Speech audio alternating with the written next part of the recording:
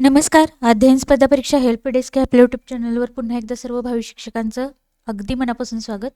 Actually पहा, तर live stream घ्यायची होती, पण काही नेटवर्कचा इश्यू असल्यामुळे पुन्हा मी रेकॉर्डेड स्वरूपात हे लेक्चर बनवत आहे. उद्या बघा, उद्यापासून आपण लाईव्ह स्टार्ट करत आहोत SSCसाठी, आणि त्याच्याच स्ट्रॅटेजीचा व्हिडिओ हा आपल्याला पाहायचा होता आज, पण असं रेकॉर्डेड स्वरूपात तुम्ही पाहून घेऊ शकता. आणि उद्यापासून आपलं जे काही लेक्चर होतील बघा 8 फेब्रुवारीपर्यंत ते लाईव्ह स्वरूपात होतील. तर SST 2026 CTसाठी बघा, या पेपरमध्ये SSTचं वेटेज जे आहे ते आहे 60 मार्कांचं. आणि पेपर 2मध्ये बघा, एकतर तुम्ही समाजशास्त्र किंवा विज्ञान तुमच्या डिग्रीनुसार तुम्ही सब्जेक्ट निवडायचा असतो, आणि त्याच्यामध्ये बघा सोशल सायन्सला तुम्हाला 60 प्रश्न असतात, किंवा जर तुम्ही विज्ञान या विषयाची निवड केली असेल तर त्याचे 60 प्रश्न. हे त्यामुळे बघा वेटेज खूप जास्त आहे, 60 मार्क. आणि या 60 मार्कापैकी तुम्हाला कोअर कंटेंट जो आहे तो 40 मार्काला विचारला जातो, आणि जे पेडॉलॉजी किंवा अध्यापनशास्त्राचे जे प्रश्न आहेत ते तुम्हाला 20 मार्काला विचारले जातात. अशा प्रकारे बघा 40 + 20 अशा प्रकारे 60 मार्काचं वेटेज हे आपल्या SSTला असतं. आता ह्याच्यामध्ये काय काय वाचावं लागेल बघा. NCERT कसं वाचावं लागेल, NCERT वाचलं तर चालेल का, नाही वाचलं तर चालेल का, किंवा आणखीन जास्तीत जास्त स्कोअर करण्यासाठी 40 + 45 मार्क्स, 40 + किंवा 45+ मार्क्स घेण्यासाठी आपल्याला काय करावे लागेल, या सर्व गोष्टी आता आपण इथे डिस्कस करणार आहोत. बघा, CTET 2026 फेब्रुवारी 2026मध्ये जी CTET एक्झाम होणार आहे त्याच्यामध्ये पेपर 1 असेल, पेपर 2 असेल. याची जर तुम्ही तयारी करत असाल तर नक्की आपलं चॅनल सबस्क्राईब करून ठेवा, लाईक करा, आणि चॅनल तुमचे जे कोणी मित्रमैत्रिणी असतील CTETची तयारी करत असतील तर त्यांच्यापर्यंत पण नक्की पोहोचवा. बघा, अगदी विनामूल्य आपण दर्जेदार कंटेंट प्रोव्हाइड करण्याचा प्रयत्न करत आहोत.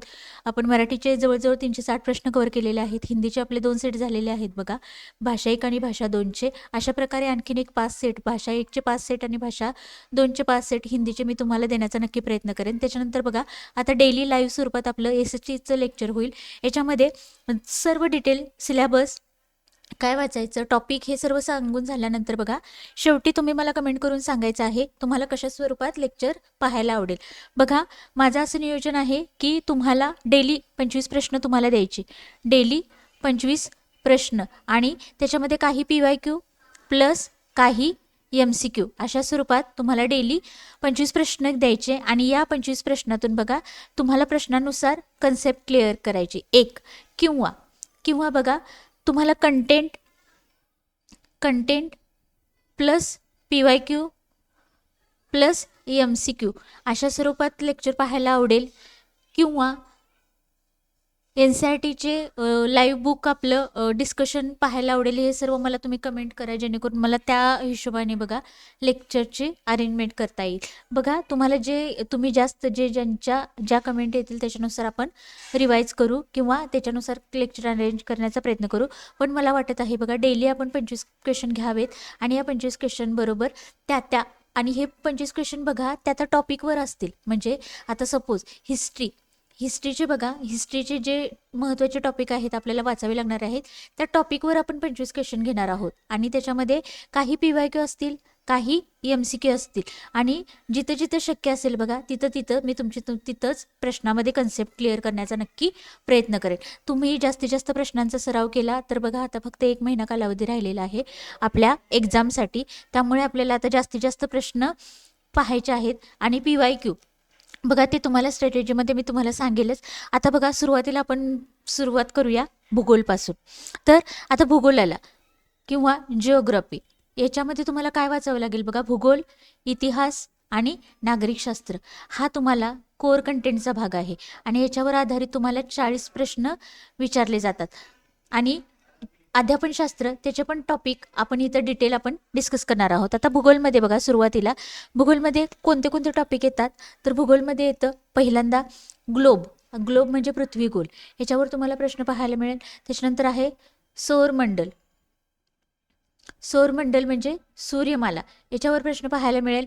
तिसरा टॉपिक आहे बघा वायू, किंवा जे स्थर आहेत तपांबर, सीतांबर, मध्यांबर, आयनांबर, याच्यावर तुम्हाला पाहायला मिळतील. वायूमध्ये आता वायुमंडल, वातावरणाच्या थरामध्ये वायू येतात.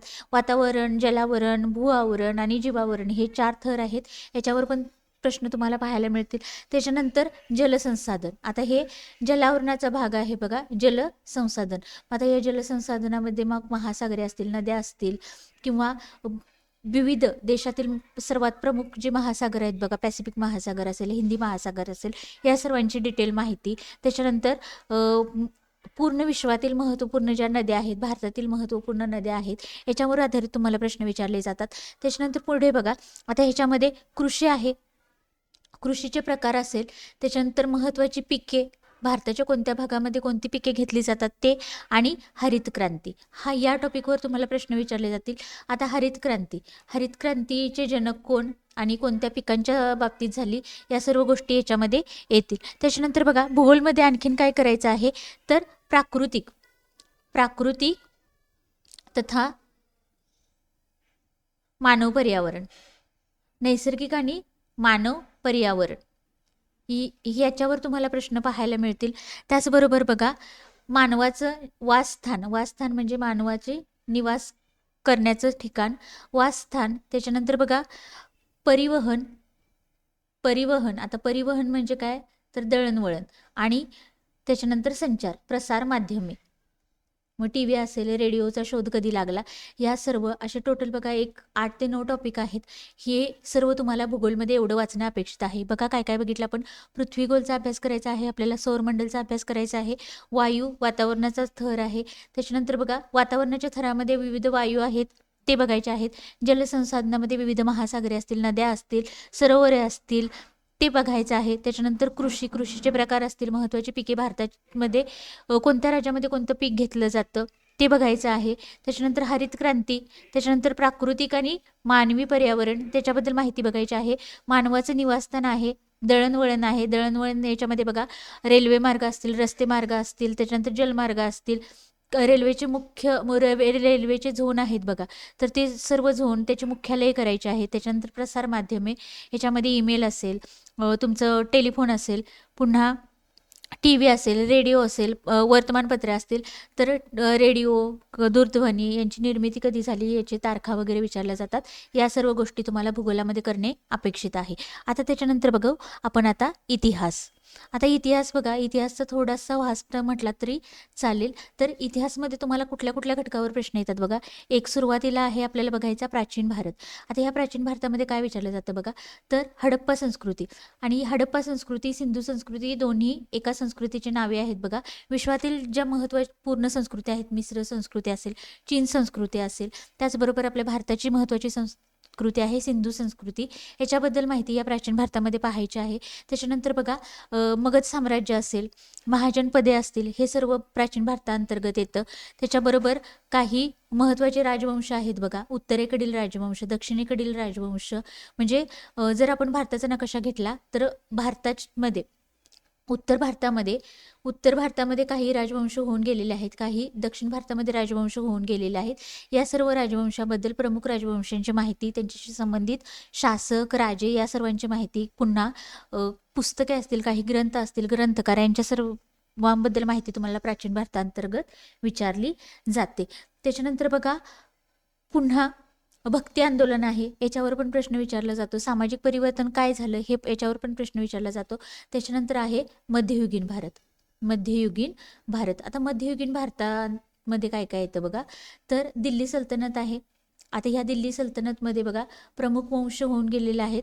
त्याच्यामध्ये खिलजी वंश असेल, सय्यद वंश असेल, लोधी वंश असेल, तुगलक वंश असेल, गुलाम वंश असेल, हे दिल्ली सल्तनतचे 5 वंश, त्याचे शासक, महत्त्वाचे शासक. त्याच्यानंतर बघा, लोधी वंशाच्या अंतानंतर आपल्याला मुघलकालीन सत्ता दिल्लीवर विराजमान झालेली पाहायला मिळते.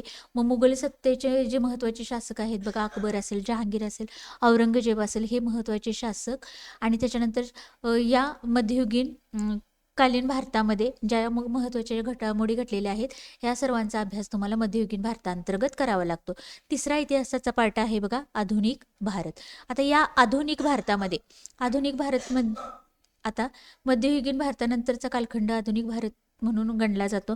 आणि ह्याच्यामध्ये बघा, इंग्रजांची सत्तेची सुरुवात असेल, त्यांनी ब्रिटिश कंपनी भारतामध्ये स्थापित केलेले ते असेल, 1857चा विद्रोह असेल, त्याच्यानंतर प्लासीचं युद्ध असेल, शेतकरी आंदोलने असतील, महिलांच्यामध्ये झालेल्या सुधारणा असतील, विविध संस्था असतील, राष्ट्रीय आंदोलन असेल आणि स्वातंत्र्यानंतरचा भारत, हे सर्व गोष्टी तुम्हाला इतका सर्व अभ्यास तुम्हाला इतिहासामध्ये करणे अपेक्षित आहे. आता त्याच्यानंतर बघा, हे झालं इतिहासाशी संबंधित. इतिहासाचे जवळजवळ बघा एक 17 टॉपिक आहेत.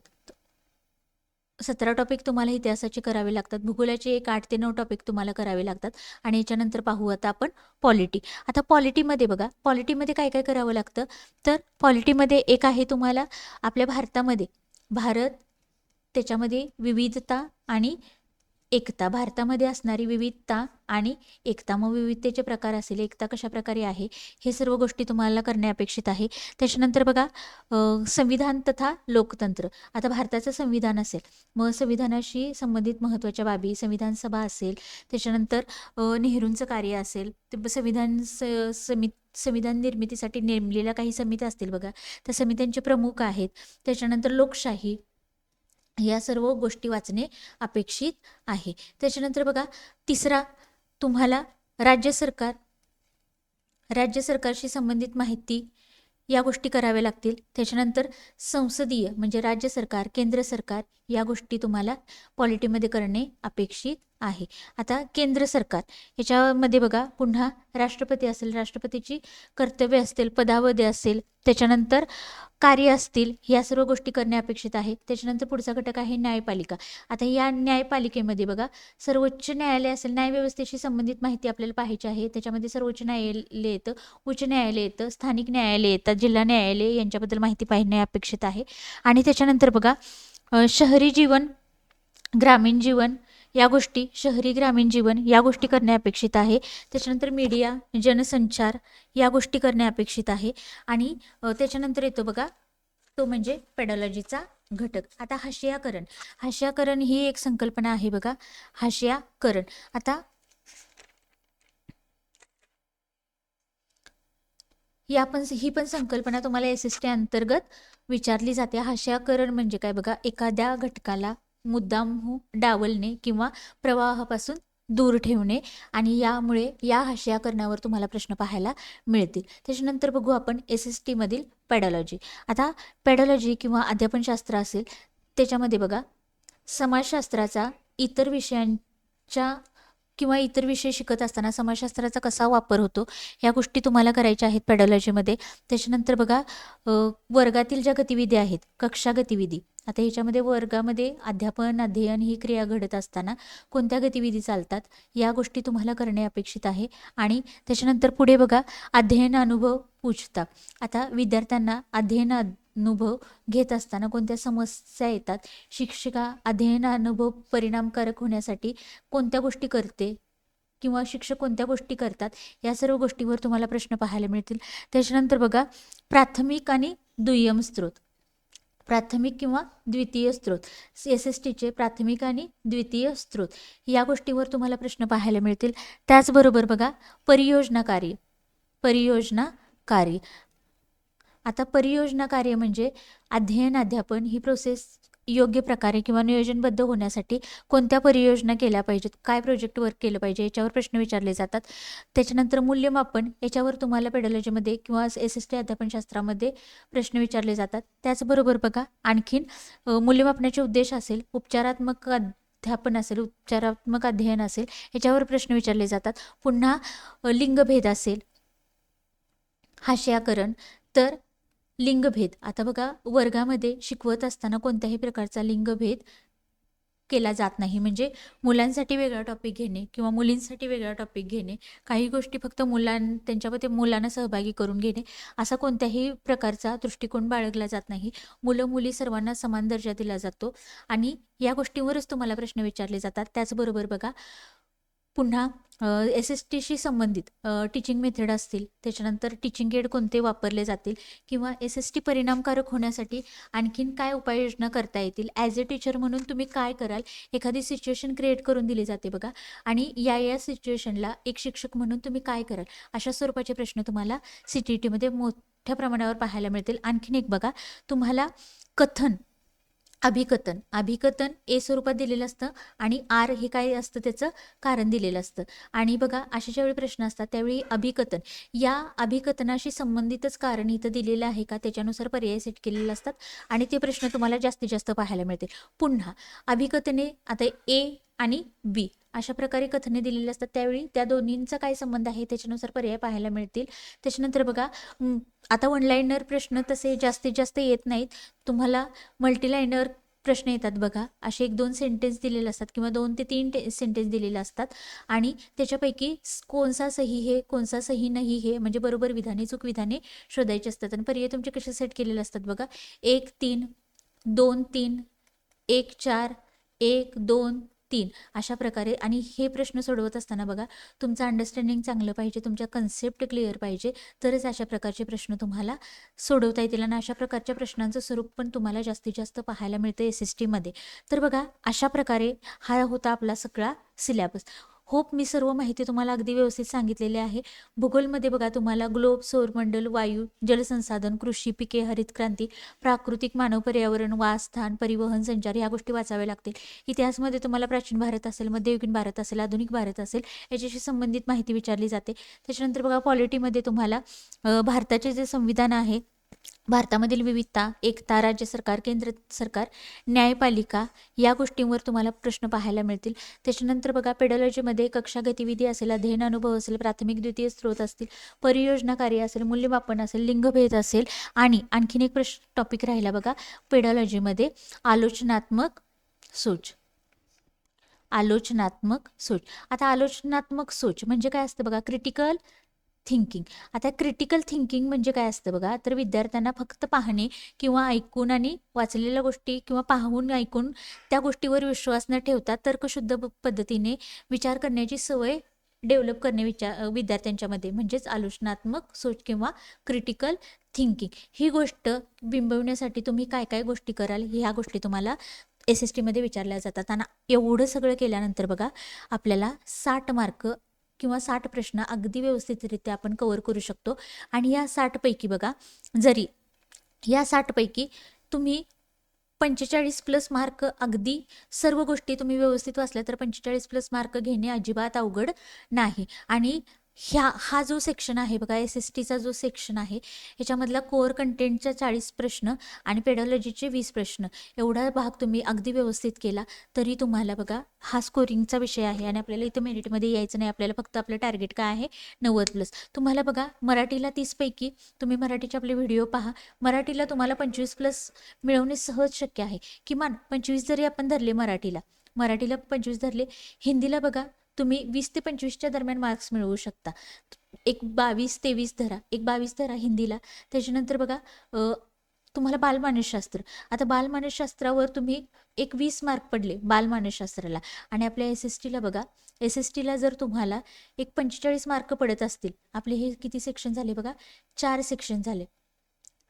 मराठी 30 मार्क, हिंदी 30 मार्क, त्याच्यानंतर बालमानसशास्त्र त्याचे 30 मार्क, 3 6 3 त्रिक 9 90 झाले आणि हे 60 मार्क असे हे 90+60 टोटल आपला 150 मार्काचा पेपर कव्हर झाला. आणि ह्याची जर आपण बेरीज केली तर बघा हे 45 पुन्हा हे 25 + 20 किती झाले बघा 35 45 45 किती झाले. आता हे इथंच 45 झाले, हे 22 न धरता आणि हे 45 झाले की आपले इथंच 90+ झाले. आणि हे 22 जर त्याच्यामध्ये ॲड केले तर तुम्ही आरामात बघा कितीपर्यंत पोहोचू शकता बघा 112. म्हणजे तुम्हाला 100+ स्कोअर तुमचा ॲटोमॅटिक इथं होऊन जातो. आणि इतकं तुम्हाला एवढं डीप पण जास्त जायचं नाही आहे. तुमचे जर अंडरस्टँडिंग लेवल जर चांगले असेल बघा तर तुम्हाला CTETचे प्रश्न तुम्ही इझिली क्रॅक करू शकता. TET सारखं रट्टा मारणे अगदी 12वीपर्यंतचा सिलेबस करणे हे इथं अपेक्षित नसतं. तुम्हाला 6वी ते 8वी NCERT पुस्तके वाचावी लागतील. 6वी ते 8वी तुम्ही NCERT पुस्तके वाचायला चालू करा. आता आधी पण बघा आता आणखीन सोपं करून ठेवलेलं आहे. 2024चा पूर्वीचा जो CTETचा सिलेबस होता ह्याच्यामध्ये तुम्हाला इतिहास भूगोलाची वेगवेगळी पुस्तकं दिली होती. पण आता 2024 नंतर काय केलेलं आहे बघा 6वीचं तुम्हाला एकच पुस्तक आहे सोशल सायन्स अंतर्गत. SSTसाठी तुम्हाला एकच पुस्तक आहे आणि त्याच्यामध्ये 4 धडे तुमचे भूगोलाचे, बाकीचे काही धडे इतिहासाचे आणि काही धडे नागरिकशास्त्राचे, अशी रचना आहे. 6वीला सेम रचना आहे, 7वीला सेम रचना आहे, 8वीला सेम रचना आहे. अशा प्रकारे बघा तुम्ही NCERT वाचा. आता या 1 महिन्यामध्ये तुम्हाला NCERT वेळ मिळाला तर नक्की वाचा, किंवा एक तुम्हाला सांगते तेवढी गोष्ट तुम्ही करा. तुम्ही सगळे पेपर तुम्ही डाउनलोड करा, आपल्या चॅनलशी कनेक्ट राहा. आपल्या टेलिग्राम चॅनलवर काही पेपर मी अपलोड केलेले आहेत. पुन्हा आणखीन सर्व पेपर एक 2011 पासून बघते, मला जेवढे मिळतील तेवढे मी अपलोड करण्याचा प्रयत्न करते. तेवढे प्रश्न तुम्ही वाचून घ्या. किंवा मी एक छानसे ॲप दिलेलं आहे बघा टेलिग्राम ग्रुपला, त्याची लिंक आहे. ते ॲप कसं यूज करायचं त्याच्याबद्दल तुम्हाला लाईव्ह माहिती दिलेली आहे.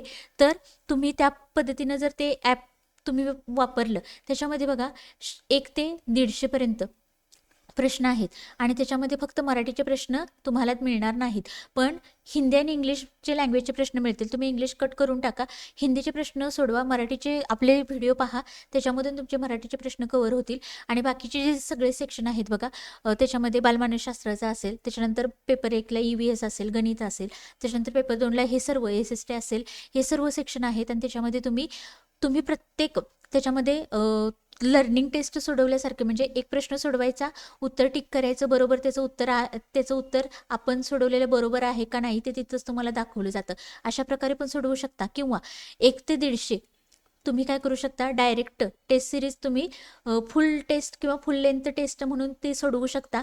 आणि त्याच्यानंतर बघा 150 प्रश्न तुमचे ज्यावेळी क्लिअर होतील किंवा सोडवून होतील, त्यावेळी तुम्ही त्या 150 पैकी किती बरोबर आले हे तुम्हाला स्कोअर पण तिथं काढून दिला जातो. त्यामुळे बघा तुम्ही रोज एक पेपर करायचा आहे.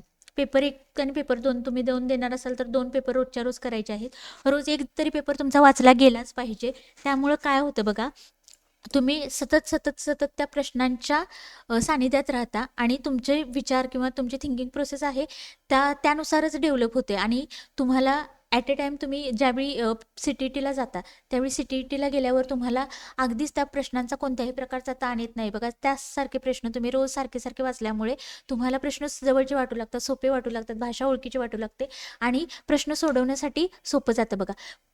आणखीन मी काय सांगेन तुम्हाला, अध्यापनशास्त्राचे जे प्रश्न, आता लँग्वेजला जर तुम्हाला स्कोअर करायचा असेल तर तुम्ही 8 ते 10 वर्षाचे मागचे किंवा तुम्ही 5 वर्षाचे क्वेश्चन करा.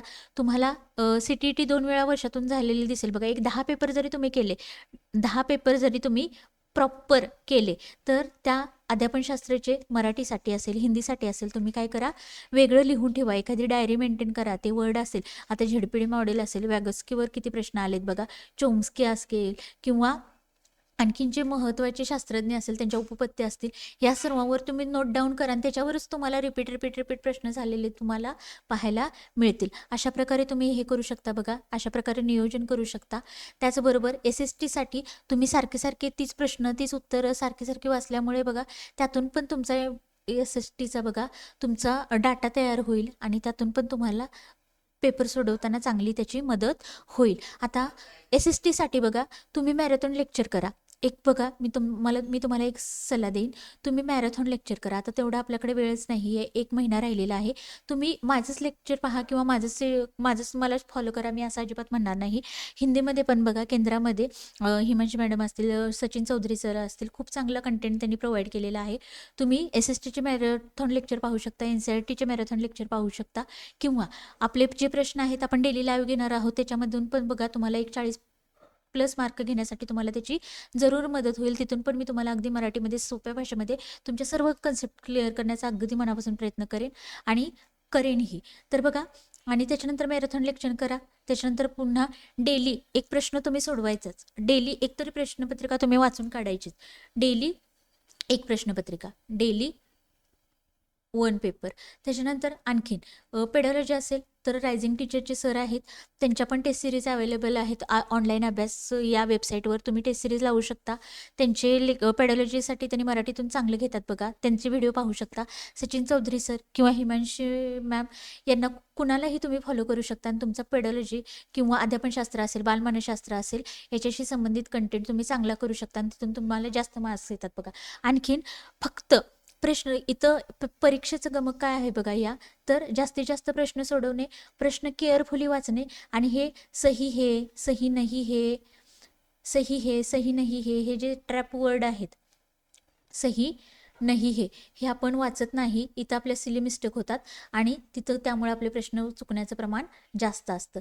तर हे सर्व तुम्ही अगदी प्रत्येक वर्ड प्रत्येक अक्षर तुम्ही केअरफुली वाचायचं आहे आणि मगच उत्तर टिक करायचं आहे. त्याच्यानंतर बघा उत्तर असेल, कविता असेल, तुम्ही 2-2 वेळा तुम्हाला गोंधळ होत असेल तर डायरेक्ट मनाला वाटते म्हणून मारायचं नाही. 2 वेळा तुम्ही पुन्हा कवितेकडे या, पुन्हा उतार्याकडे या आणि तुम्ही पुन्हा व्यवस्थित वाचून मगच तुम्हाला एकदा कन्फर्म झालं की मगच तुम्ही उत्तर टिक करायचं आहे. कारण ते 15 मार्क्स तुमचे अगदी हातातले असतात लँग्वेजचे. 1 आणि 2 मराठी, हिंदी कोणतीही लँग्वेज तुम्ही निवडली असेल तर बघा ते 30 प्रश्न आहेत आणि त्या 30 पैकी तुम्हाला 25+ आलेच पाहिजेत. शक्यतो सगळेच आले पाहिजेत, पण त्यातल्या त्यात तुम्हाला 26-27 इथपर्यंत तरी तुमचा स्कोअर झाला पाहिजे दोन्ही लँग्वेज मिळून. तर तुम्हाला बघा एवढं सगळं केल्यानंतर 90+ मार्क घेणे खूपच इझी आहे. आणि एका महिन्यामध्ये हे सर्व शक्य आहे का? तर नक्कीच शक्य आहे बघा. कारण ज्यावेळी मी CTETचा फॉर्म भरला होता, मी अभ्यास केला होता, त्यावेळी मी ॲक्च्युअल CTETचं माझ्या काहीही डोक्यात नव्हतं. मी MPSC गट क गट ब ची जी मुख्य परीक्षा आहे ती दिलेली होती आणि तिथून माझा रिझल्ट गेला होता. त्यामुळे त्या डिप्रेशनमध्ये नंतर मी CTETकडे वळाले. तिथून मी पहिल्या प्रयत्नामध्ये दोन्ही पेपर क्लिअर झाले आणि अगदी 90+ मार्कांनी क्लिअर झाले. त्याच्यानंतर पुन्हा मी टेट दिली आणि टेटला पण चांगला स्कोअर आलेला आहे आणि कदाचित पहिल्या राऊंडमध्ये होऊन पण जाईल. आणि जे मी फॉलो केलं तेच मी माझ्या मैत्रिणीला सांगितलेलं. ती TET नापास होती. TET नापास होती, पण CTETला बघा तिला दोन्ही पेपरला 90+ मार्क्स आहेत आणि तिने पण टेट एक्झाम दिलेली आहे. त्यामुळं TETपेक्षा CTET नक्कीच सोपे आहे. बघा तुम्हाला ज्याप्रमाणे वाटतं त्याप्रमाणे तुम्ही कमेंट करा. जर तुम्हाला PYQ किंवा MCQ फक्त पाहिजे असतील 25चं, जर 25 प्रश्नांची जर आपण सिरीज चालू करायचं असेल तर आपण तसं करू किंवा content plus PYQ topic wise आपण जाऊ. ज्यानुसार तुमच्या कमेंट येतील त्यानुसार मी उद्या लेक्चरचं अरेंजमेंट करते आणि 10 वाजता आपल्याला लाईव्ह लेक्चर असेल. चालेल. धन्यवाद.